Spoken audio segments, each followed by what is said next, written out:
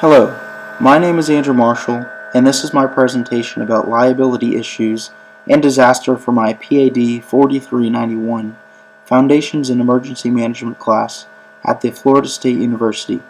Let's begin. The term disaster can have various definitions.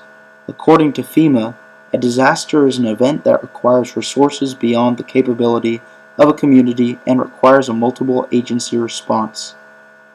Carter gave a similar definition when he stated that a disaster was an event, natural or man-made, sudden or progressive, which impacts with such severity that the affected community has to respond by taking exceptional measures. These are just two examples of the many varying definitions of what is considered a disaster. The North Carolina Division of Emergency Management defines liability as being the legal obligation to compensate a person who has been injured or suffered harm as a result of another person's wrongful actions, of failure to act when legally required to do so.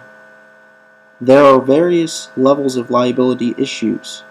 Federal, state, local governments, as well as private companies can all be held liable for disasters. Negligence is comprised of four branches. The first step is duty. This is a task performed similar to that of a reasonable, ordinary person. The second step is breach of duty.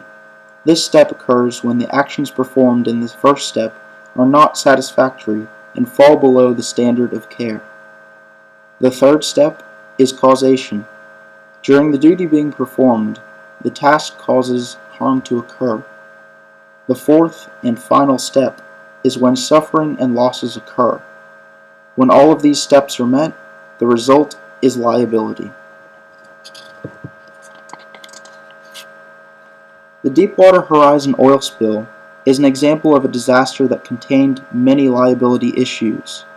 Multiple companies were responsible for the spill, and many people were affected and injured due to the negligence shown in the Deepwater Horizon oil spill. Although the Deepwater Horizon oil platform was leased to BP, Transocean was the operator of the platform.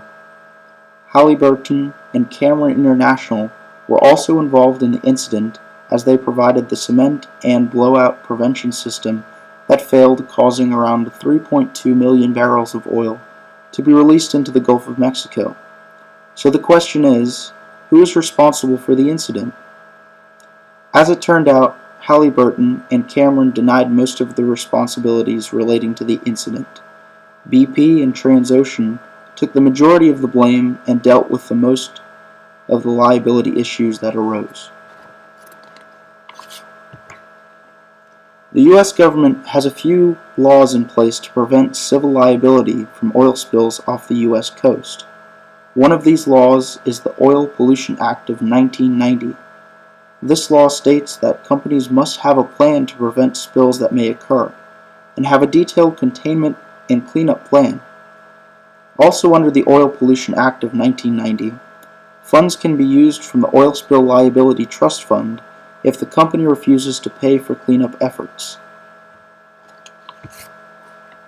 BP, Transocean, and Halliburton were all liable for the problems caused by the oil spill. Tourism, the food industry, and wildlife are just a few examples of affected groups. As soon as the media began to report on the spill, tourism rates along the Gulf Coast dropped dramatically. This began a domino effect, causing financial problems amongst business owners that relied on tourists visiting. The food industry was also affected as fishermen were no longer able to catch fish from the Gulf of Mexico, and this later affected restaurants that relied on the fishermen. Wildlife that called the Gulf their home were also affected, as many could not survive in the oily Gulf. Thank you for watching my presentation about liability and disaster for my emergency management class.